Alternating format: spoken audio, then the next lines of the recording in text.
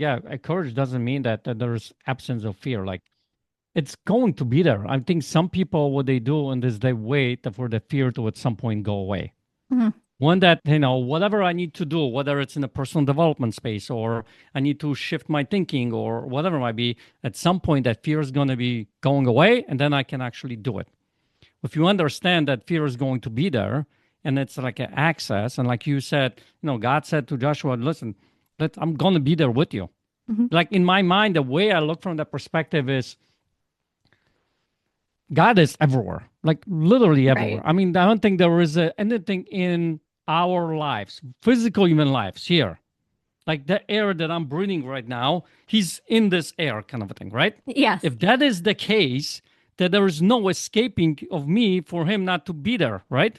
And if he put me on this earth to do something impactful, to do something with other people, then guess what? Is he going to completely abandon me? No. If anything, I might just walk away, but he's always going to be there, right? So if Hmm. that's the case, I have a comfort that he's got me, right? So that's one. Another thing I want you to consider is this. Think about the times in your life when you went through a really difficult season. And I mentioned season because I think we go through seasons in life. Hmm. Some people have a longer season, some people have shorter seasons. Good, bad, and ugly, right? Now, the bad or the ugly seasons that you've had, like my divorce, for instance, the 2 years after my divorce between 2011 and 2013.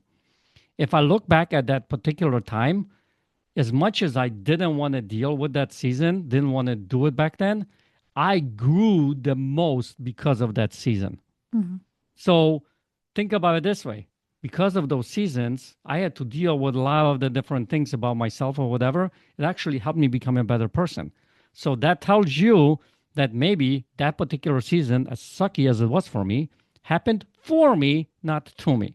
Right. So if I take on the idea that everything happens for me, not to me, then I can look back in my life and I'm like, huh, if it wasn't for that, I wouldn't have been able to do this. If it wasn't for that, I wouldn't be able to do this, right? I mean, look at like when the uh, Israelites coming out of Egypt, right? There were so many different things that happened. If it wasn't for that thing to happen, if the plagues didn't happen, they wouldn't be coming out of Egypt, right? If that Right. didn't happen, then if the sea didn't open up, therefore, it's like all kinds of different things. And then he ended up, in the promised land. Well, what, 4 years later, they could have done it a lot sooner. It's a different conversation, but it has helped everything happen for me in order to get to where I'm at. Yeah.